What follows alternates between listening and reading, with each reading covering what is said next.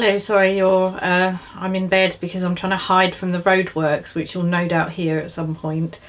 A friend of mine reminded me of an audiobook on Audible of Dracula, and she was excited about getting it, so that made me think I shall share with you some audiobooks that I've really enjoyed from Audible. My top 5 will be in it. We'll have that as number 1. It's not in any kind of order, but Dracula has got Alan Cumming, Tim Curry, lots of people, and also it's read very atmospherically. The one thing is, I think the actor playing Jonathan Harker is a little bit old for the role. He's supposed to be like an up and coming solicitor type. So I think that's probably a slight downside, but other than that, I thought it was really good. I enjoyed listening to it. Number 2 is The Ballad of Black Tom by Victor LaValle. I actually mentioned this one in my Lovecraft video. The story itself didn't blow me away, but the characters feel really alive, and it's a kind of Lovecraftian inspired weird fiction. Sorry, my neighbours are really loud as well.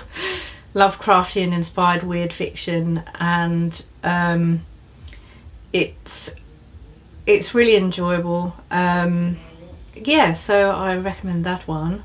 Number 3 is I've got The Unsettled Dust by Robert Aikman, which is read by Reece Shearsmith. And I think he actually narrated 3 short story collections by Robert Aikman.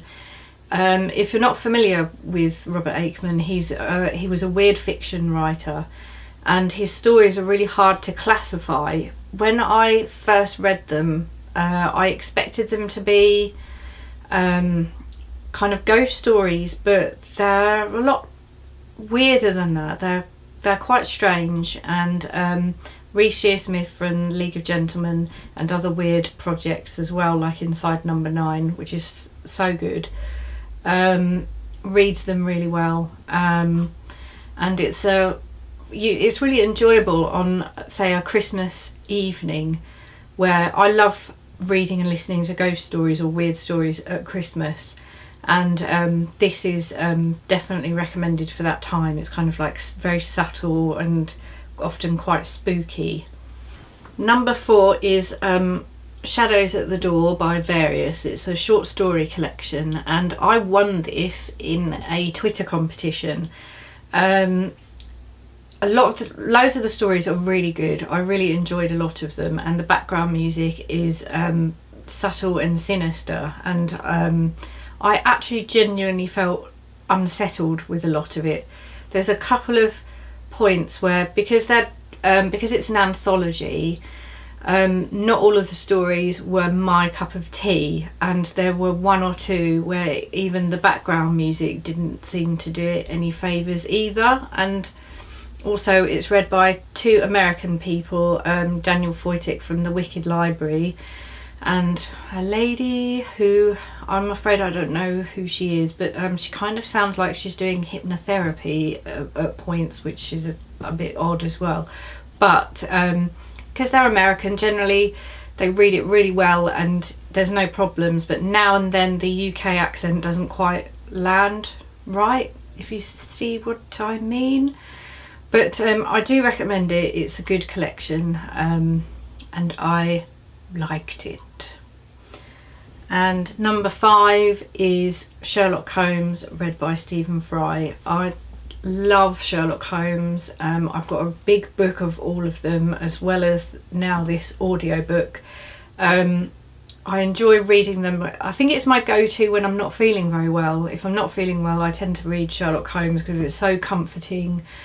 The stories kind of absorb you in their puzzles, and even I still haven't got through all of them, and I've read a lot. And having them read to you by Stephen Fry is even more comforting. So you can join Sherlock in the London fog, and be led by the hand by Stephen Fry. Okay, so that was my top 5. I'll do one more, which is actually not recommended. I got 50 Weird Tales and on Audible, like the others. And have you ever watched Toast of London?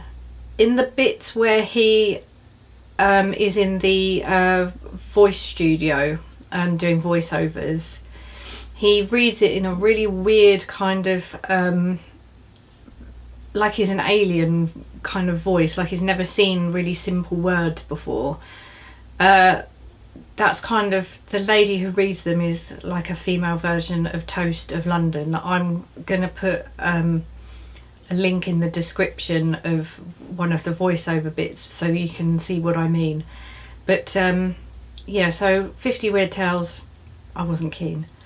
Good stories, but I think with an audiobook, obviously the voice is everything. So yes, so that's my top 5. Enjoy and have a nice summer.